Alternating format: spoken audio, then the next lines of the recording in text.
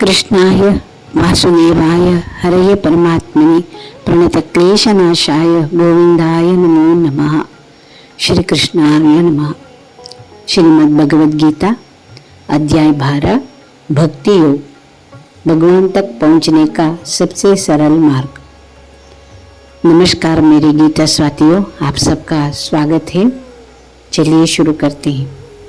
कल्पना कीजिए आप जीवन भर भागते रहे, कभी धन के पीछे, कभी सम्मान के पीछे, कभी रिश्तों को बचाने के पीछे, लेकिन फिर भी मन को शांति नहीं मिली।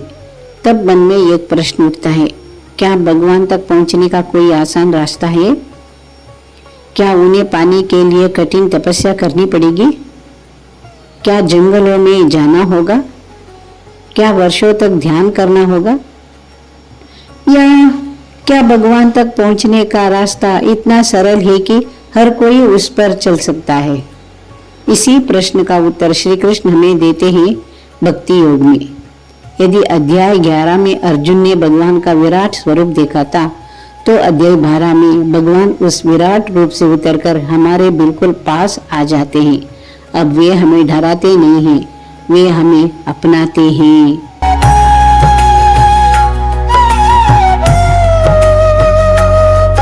वे कहते हैं, मैं बहुत दूर नहीं हूँ, बस प्रेम से मुझे पुकारो। यही इस अध्याय का सार है। अर्जुन का पहला प्रश्न। विश्व रूप दर्शन देखने के बाद अर्जुन के मन में एक बहुत स्वाभाविक प्रश्न आता है। वह पूछते हैं, हे कृष्ण, कुछ लोग आपके साकार रूप की पूजा करते हैं और कुछ लोग निराकार अव्यक्त ब्रह्म का ध्यान करते हैं। इन दोनों में श्रेष्ठ कौन है? ये प्रश्न आज भी लाखों लोगों के मन में आता है। कोई मंदिर जाता है, कोई कहता है भगवान तो हर जगह है, कोई मूर्ति के सामने बैठता है, कोई केवल ध्यान करता है। तो सही कौन है?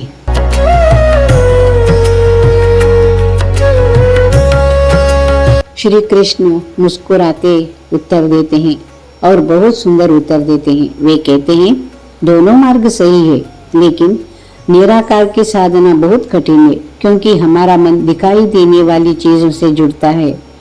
हम किसी व्यक्ति को याद कर सकते हैं, किसी चेहरे से प्रेम कर सकते हैं, लेकिन जिसे कभी देखा ही नहीं, उससे जुड़ना कठिन है। इसलिए कृष्ण कहते हैं, यदि तुम प्रेम से मेरे साकार स्वरूप का स्मरण करते हो पूरे विश्वास से, तो यह मार्ग अधिक सहज है। एक छोटा सा उदाहरण से समझेंगे। मान लीजिए आपका बेटा विदेश में रहता है, वह रोज वीडियो कॉल करता है। आप कहते हैं, बेटा सामने तो नहीं है, लेकिन उसकी तस्वीर देखकर भी मन भर आता है। क्या तस्वीर ही बेटा है? नहीं, लेकिन तस्वीर आपको बेटे से जोड़ देती है। ठीक वैसे ही मूर्ति पत्थर नहीं होती, वह हमारे प्रेम का माध्यम बन जाती है। भगवान मूर्ति में कैद नहीं है, लेकिन हमारी भावना से वहां उपस्थित हो जाते हैं।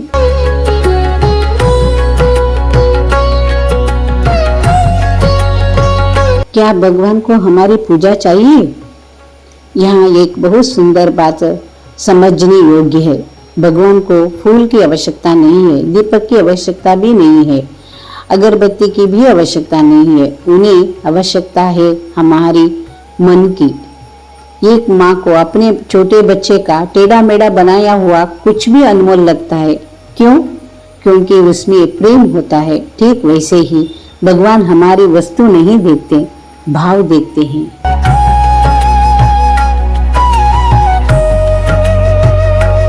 ये भक्ति क्या है?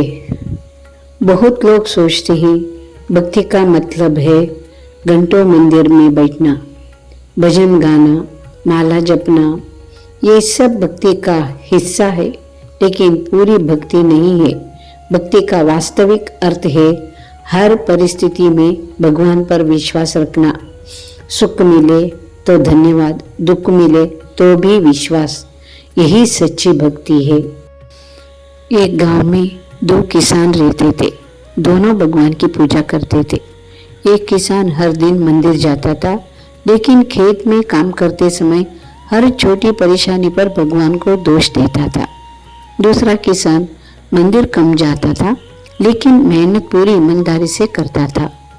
बारिश हो या सूखा, वह कहता था, हे प्रभु, जो भी होगा आपकी इच्छा में भी मेरा कल्याण है। एक दिन किसी संत ने कहा, पहला किसान ने भगवान की पूजा की, लेकिन दूसरे किसान ने भगवान पर विश्वास किया, और विश्वास भक्ति की सबसे बड़ी पहचान है।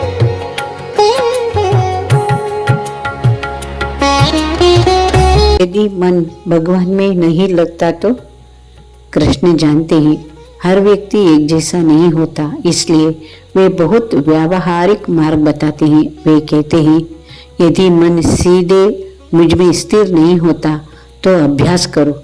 यदि अभ्यास से भी कठिन लगे तो मेरे लिए कर्म करो। यदि वह भी कठिन लगे तो अपने कर्मों का फल त्याग दो।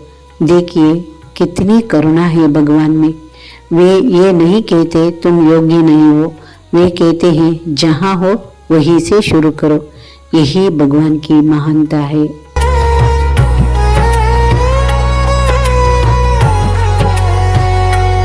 आज हम मोबाइल चलाना सीख लेते हैं, कार चलाना सीख लेते हैं, नई भाषा सीख लेते हैं, तो क्या भगवान को याद करना नहीं सीख सकते?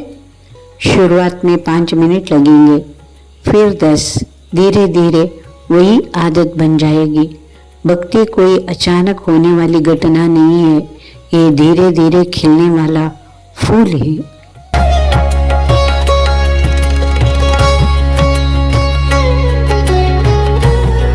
भगवान का सबसे प्रिय भक्त कौन? अब इस अध्याय का सबसे सुंदर भाग आता है। कृष्ण बताते हैं, मेरा प्रिय भक्त कौन है? ध्यान दीजिए, वे कहीं नहीं कहते जो सबसे बड़ा पंडित है, जो सबसे अमीर है, जो सबसे अधिक दान करता है, वही मेरा प्रिय है। नहीं, वे कहते हैं मुझे वो प्रिय है जो किसी से द्वेष नहीं करता, जो सबके प्रति दयालु है, जो अहंकार नहीं करता, जो सुख दुख में समान रहता है, जो क्षमा करना जानता है, जो संतुष्ट रहता है, जो दूसरों को डराता नहीं है और स्वयं भी किसी से भयभीत नहीं होता, जो ईर्ष्या नहीं करता, जो सरल है, जो शांत है, जो अपने मन और इंद्रियों पर नियंत्रण रखता है।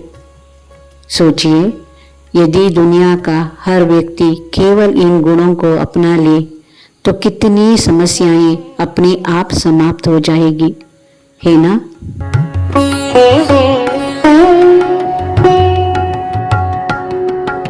एक वृद्ध महिला रोज मंदिर जाती थी। वह भगवान से कभी कुछ नहीं मांगती थी। एक दिन पुजारी ने पूछा, माँ, आप रोज आती है लेकिन कभी कुछ मांगती क्यों नहीं? वृद्ध महिला मुस्कुराई और बोली, जब मेरा बेटा मेरे पास बैठता है तो क्या मैं उसे हर बार कुछ मांगती हूँ? नहीं, मुझे उसका साथ अच्छा लगता है, वैसे ही मुझे भगवान के पास बैठना अच्छा लगता है। यही भक्ति है, जहाँ प्रेम मांगने से बड़ा हो जाता है।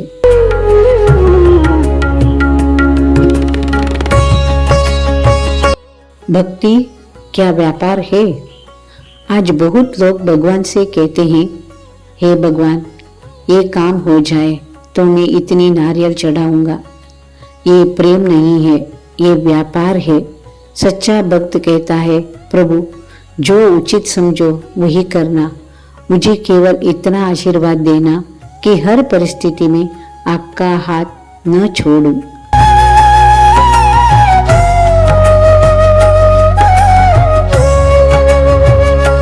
भक्ति का अर्थ संसार छोड़ना नहीं है। भक्ति का अर्थ है संसार में रहते हुए भगवान को अपने जीवन का साथी बना लेना।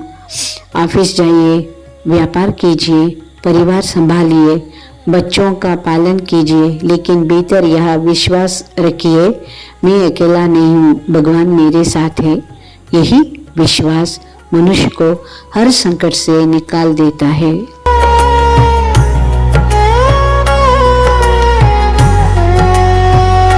भक्ति योग हमें यह नहीं सिखाता कि भगवान को कैसे खोजें, यह हमें सिखाता है भगवान से रिश्ता कैसे बनाए। जब प्रेम होता है तो दूरी मायने नहीं रखती, जब विश्वास होता है तो कठिनाइयाँ छोटी लगने लगती, जब समर्पण होता है तो भय समाप्त होने लगता है, और जब जीवन में ये तीनों आते हैं तब मनुष्य केवल धार्मिक नहीं बल्कि वास्तव में आध्यात्मिक बन जाता है। इसलिए श्री कृष्ण आज हम सबसे केवल एक बात कहते हैं, मुझे बड़े यज्ञ नहीं चाहिए, बड़ी पूजा नहीं चाहिए, बस अपना सच्चा हृदय दे दो, क्योंकि भगवान तक पहुंचने का सबसे छोटा रास्ता ज्ञान नहीं प्रेम है। यही है भक्ति का अमृत संदेश। सोचती हूँ आपको कुछ सीखने को मिला। चलिए थोड़ी देर ध्यान लगाते हैं, मैं भी आपके साथ ध्यान लगाऊंगी। श्री कृष्णार्पणमस्तु।